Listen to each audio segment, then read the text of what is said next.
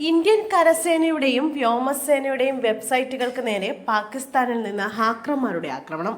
Indian കരസേനയുമായി ബന്ധപ്പെട്ട സൈറ്റുകൾ hack ചെയ്തതിനുള്ള നീക്കം തകർത്തതായി കരസേന അറിയിച്ചു. ശ്രീനഗർ, റാണിഖേദ് എന്നിവിടങ്ങളിലെ ആർമി പബ്ലിക് സ്കൂൾ വെബ്സൈറ്റുകൾ ഹാക്ക് ചെയ്യാനുള്ള നീക്കമാണ് തകർത്തത്. പാകിസ്ഥാനിൽ നിന്നുള്ള IOK ഹാക്കർ എന്ന സംഘമാണ് നീക്കം നടത്തിയത്. ഇന്ത്യൻ വ്യോമസേനയുമായി ബന്ധപ്പെട്ട സൈറ്റും ഹാക്ക് ചെയ്യാൻ ശ്രമം നടത്തി. 4 സൈറ്റുകളും തിരികെ പിടിച്ചതായി കരസേനാ വൃത്തങ്ങൾ അറിയിച്ചു. പഹൽഗാം ഭീകരാക്രമണത്തിന്റെ പശ്ചാത്തലത്തിലാണ് പാകിസ്ഥാനിൽ നിന്നുള്ള ഹാക്കർമാരുടെ ആക്രമണം. പഹൽഗാമിൽ ആക്രമണം നടത്തിയ ഭീകരർക്കായി ഇപ്പോഴും വ്യാപക തെരച്ചിൽ നടക്കുകയാണ്. ഭീകരരുടെ സംഘം അനന്തനാഗിലെ മലനിരകളിൽ ഉണ്ടാകുമെന്ന അനുമാനത്തിലാണ് സുരക്ഷാ സേന. മലയാളിയായ സഞ്ചാരി പകർത്തിയ ഭീകരരുടേതെന്ന് സംശയിക്കുന്ന ദൃശ്യങ്ങളും NIA ശേഖരിച്ചിട്ടുണ്ട്. ഭീകരരുമായി ബന്ധമുണ്ടോ എന്ന സംശയത്തെ തുടർന്ന് ആക്രമണം നടന്ന സ്ഥലത്തെ സിപ്പ് ലൈൻ ഓപ്പറേറ്റർ മുഹമ്മദ് അലിനെയും NIA കസ്റ്റഡിയിലെടുത്തിട്ടുണ്ട്. എന്നാൽ യുവാവ് നിരപരാധിയെന്ന് കുടുംബം പ്രതികരിച്ചു.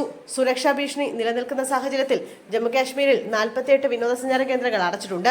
ഇതിനിടെ പഹൽഗാം ഭീകരാക്രമണത്തിന്റെ പശ്ചാത്തലത്തിൽ കേന്ദ്ര ആഭ്യന്തരമന്ത്രി അമിത്ഷായുടെ നേതൃത്വത്തിൽ ഉന്നതതല യോഗം നടത്തി.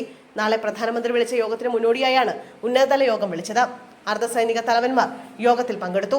പാകിസ്ഥാനെതിരെ സൈനിക നീക്കങ്ങളിലേക്ക് അടക്കം ഇന്ത്യ കടന്നേക്കുമെന്ന സൂചനകൾക്കിടെയാണ് ഡൽഹിയിൽ ആഭ്യന്തരമന്ത്രിയുടെ ഉന്നതതല യോഗം.